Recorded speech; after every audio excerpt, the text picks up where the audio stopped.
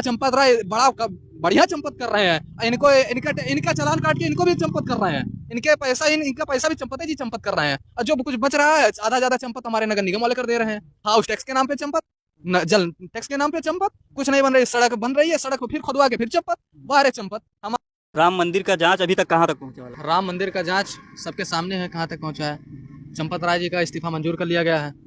अब आगे देखिए प्रक्रिया क्या होती है। अभी तो सब लीपा पोती हो रहा है, सच सामने अभी भी पूरी तरह से नहीं आया है। किसी को सजा हो और परिणाम अभी पूरी तरह से घोषित किया जाए कि क्या उसमें सच्चाई है, क्या सत्यता है, जनता के सामने रखा जाए। अभी तो सिर्फ लीपा पोती की जा रही है। लीपा पोती पर कितना भरोसा किया जाए। तो टिन्नू यादव के ऊपर आरोप लग रहा था कि करोड़ों का घोटाला किया है, लेकिन टिन्नू यादव के पास कुछ निकल नहीं रहा है। टिन्नू यादव छोटी मछलियां, बड़ी बड़ी मछलियां अभी बची हुई हैं। जब बड़ी मछलियां फंसेंगे तो सामने आएगा कितना घोटाला हुआ कितना नहीं। टिन्नू यादव तो फंसाया गया व्यक्ति है, चोराया गया व्यक्ति है, दबाया गया व्यक्ति है, बोल के जनता को गुमराह किया जा रहा है। और टिन्नू यादव कितना दोषी है कितना नहीं है तो न्यायालय डिसाइड करेगा। न्यायालय के फैसले का हमें इंतजार है। अनिल मिश्रा और चंपत राय के ऊपर कोई जांच नहीं बैठ रही है।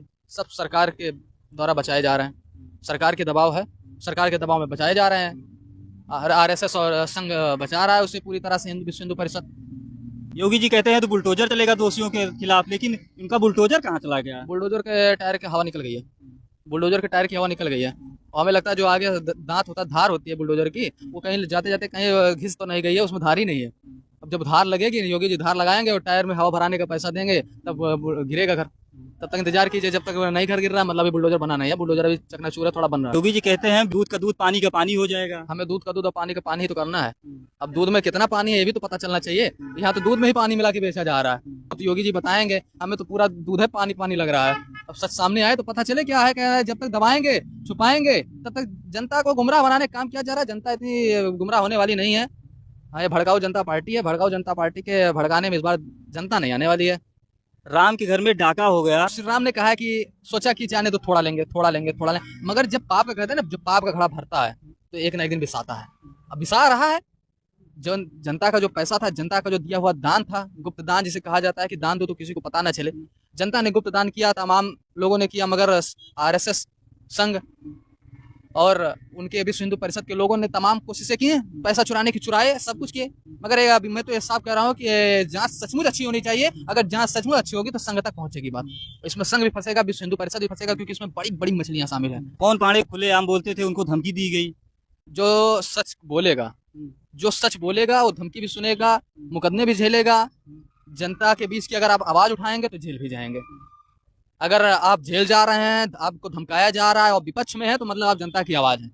जनता की आवाज है। पवन पांडे चाचा से कहना चाहूंगा कि आप जनता की आवाज इसी तरह लड़ते रहिए, संघर्ष करते रहिए, हम ही आपके साथ हैं। अखिलेश यादव ने कहा है लगे रहिए डटे रहिए, नहीं ध्यान भटका देंगे ये लोग। सही कह रहे हैं। हमारा राम मंदिर मुद्दा इस समय है ही नहीं। हमारा मुद्दा छात्र, युवा, नौजवान, किसान, बेरोजगार, ये सारी आवाजें हैं। 2027 का चुनाव भड़काऊ जनता पार्टी वर्सेस उत्तर प्रदेश होने जा रहा है। और उत्तर प्रदेश में उत्तर प्रदेश की जनता, नौजवान, किसान, महिला, बुजुर्ग सब मिलकर लड़ रहे हैं। चंपत राय के ऊपर जांच नहीं बैठेगी? बहुत ही बढ़िया सवाल आपने कर दिया। चंपत राय के ऊपर जांच कैसे बैठेगी?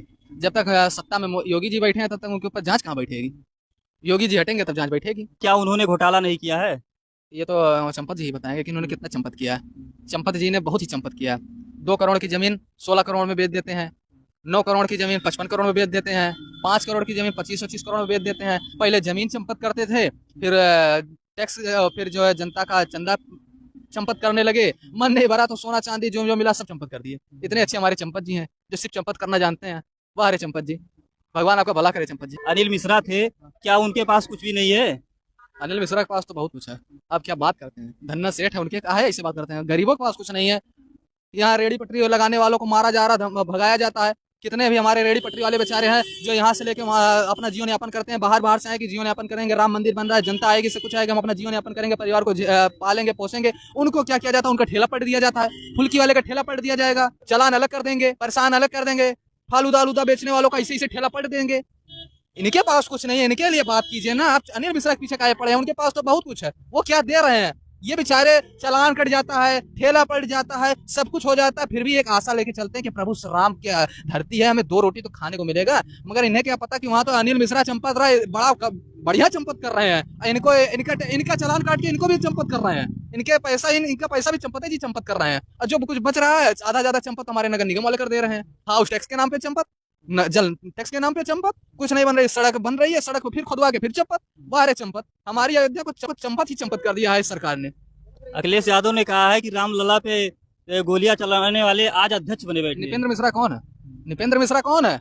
निपेंद्र मिश्रा वो व्यक्ति हैं जो उन्होंने राम भक्तों के ऊपर गोलियां चलाई और इस सरकार ने उनको अपने कंधों पे बैठा के रखा है। उन्होंने निपेंद्र मिश्रा को कंधे पे बैठा के रखा है और योगी जी कहते हैं निपेंद्र तुम संघर्ष करो, हम तुम्हारे साथ हैं। कह तो रहे हैं फंसी तो बड़ी बड़ी मछलियां हैं साहब, छोटी तो दबाई जा रही हैं। जो दबाई जा रही हैं, अगर इतने में जनता सोच ले कि वो फैसला हो गया तो ये सोचिए मत, क्योंकि जांच की आंच जब खुलेगी ना, बड़ी बड़ी मछलियां इसमें सामने आपको मिलेंगे। इसमें कौन कौन शामिल होने वाला है अभी तक? कह तो रहे हैं आरएसएस से लेकर विश्व हिंदू परिषद तक। विश्व हिंदू परिषद से भारतीय जनता पार्टी का केंद्रीय कार्यालय, जो बढ़िया बना हुआ आलिशान कार्यालय है, उसका पैसा कहाँ से आया? जनता को जानना चाहिए ना कि जो भारतीय जनता पार्टी का आलिशान कार्यालय, केंद्रीय कार्यालय दिल्ली में बना, अभी तक उसका पैसा कहाँ से आया? अयोध्या में भारतीय जनता पार्टी का आलिशान कार्यालय बना, इसका पैसा कहाँ से आया?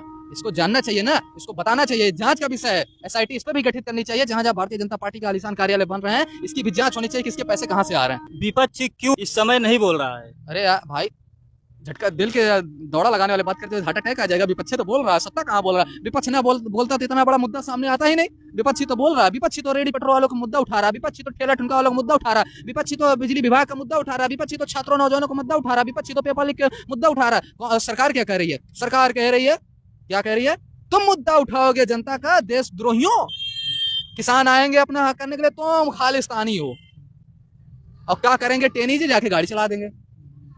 तो विपक्ष अपना काम बखूबी कर रहा है, सत्ता पक्ष को भी जो करना है कर ले। योगी कहते हैं जो दोषी होगा उसे छोड़ा नहीं जाएगा। योगी जी की बात तो मैं सीरियस नहीं लेता। योगी जी जब 2027 का इलेक्शन था तो उन्होंने कहा था मैं लोगों को हर एक घर से नौकरी दूंगा, हर एक करोड़ों करोड़ों युवाओं को मैं रोजगार देने का काम करूंगा, मगर आज तक किसी भी बच्चों को रोजगार नहीं मिला। एवज में वो क्या करते कहते हैं मैं अपने प्रदेश के छात्रों नौजवानों को कहना चाहता हूं, मैं 5 लाख का बिना मुफ्त मतलब बिना इंटरेस्ट का वो लोन दे रहा हूं, आप लोन लीजिए, व्यापार करिए। व्यापार में हमारे नरेंद्र मोदी साहब ने कहा है कि आप ठेले पे पकौड़ी तलिए, पकौड़ी तलने के लिए वो 5 लाख का लोन दे रहे हैं और में 11,000 महीने ले रहे हैं।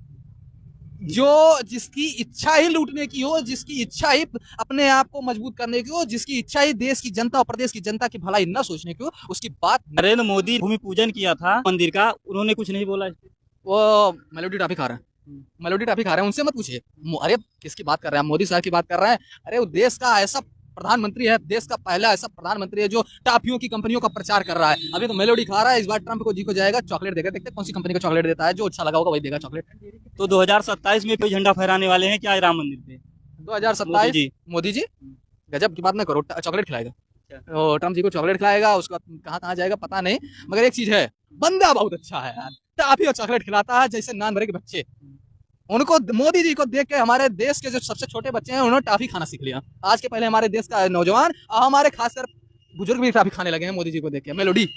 हाँ, राम मंदिर से कोई मतलब नहीं है उनको, देश से मतलब नहीं है यार। राम मंदिर की बात आप कर रहे हो, वो विदेशी यात्री है, विदेश भर पूरा भ्रमण कर देंगे, बढ़िया बढ़िया टाफियों प्रचार करेंगे। देश की अर्थव्यवस्था को मजबूत करने का काम हमारे देश के प्रधानमंत्री कर रहा है। मैं उनको बधाई देना चाहता हूँ। आप इसी तरह टाफी खिलाते रहिए, देश का विकास करते रहिए, चॉकलेट कुरकुरे चिप्स जो मिले खिलाइए, कम से कम हमारे देश का कुछ तो विकास होगा। कोई तो कंपनी हमारे देश के कम से कम टॉप पे पहुंच जाए, हम तो ये सोच रहे हैं। तो कहते हैं सबका साथ सबका विकास कर तो रहे हैं। अब मेलोडी का विकास किए, आगे देखते हैं लंडन डेयरी टॉफी का विकास करेंगे, फिर किटकैट का विकास करेंगे, फिर पता नहीं कौन कौन चॉकलेट हमें नहीं पता, नरेंद्र मोदी को पता होगा। फिर उसका चिप्स पता नहीं कौन कौन सी आती है, उसका विकास करेंगे, कंपनियों का विकास करेंगे। बाद में जब उनका सबका विकास हो जाएगा, ऐसा करो मैं चंपत राय वाला चंपती पैसा इधर दे दो और तुम उधर से सामान बेचो।